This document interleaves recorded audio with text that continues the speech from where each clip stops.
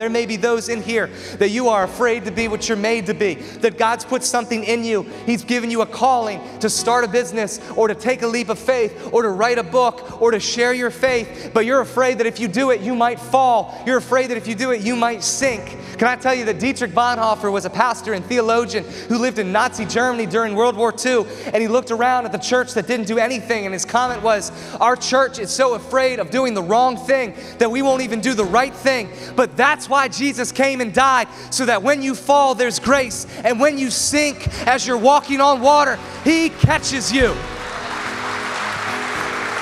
There might be another group of people here that maybe the fear of failure for you is not theoretical.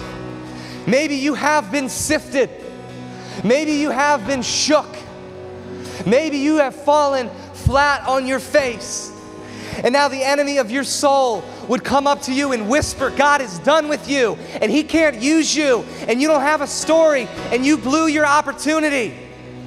Can I just tell you that when Peter wanted to go back to the beginning, let me just pretend like this never happened. Jesus essentially said, all right, let's go back to the beginning. And let me tell you, Peter, I knew you would deny me when I first stepped in your boat, but I still wanted you, and I still chose you. If you're here and you failed, first of all, join the club. Second, your failure may have surprised you, but it did not surprise your Savior. Jesus prayed for Peter that the enemy wants to sift you, but I've prayed that afterwards you'll turn back and you'll strengthen your brothers. Jesus did not pray that he wouldn't fail. He prayed he'd turn back afterwards. And there's some of us in this room, you have got to turn back.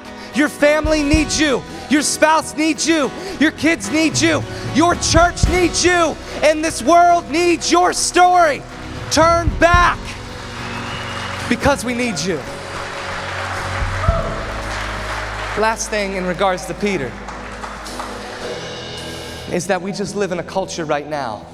It seems like anytime you turn on the news, we live in a culture that under the veil of tolerance has really become graceless.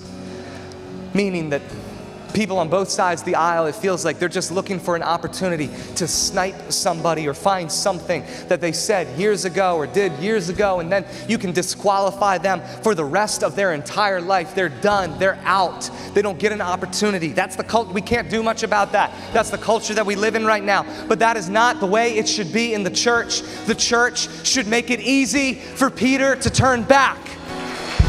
This is why we have Welcome Home outside that wall right now, because we want people that have been banged up and chewed up and spit out by this world to know that it is easy for you to get back on your feet at Lighthouse. Unless we ever forget about that, let's just remember that the man who preached on Pentecost is the man that denied Jesus 3 times. And God was not done with Peter, and I can promise you that He's not done with you.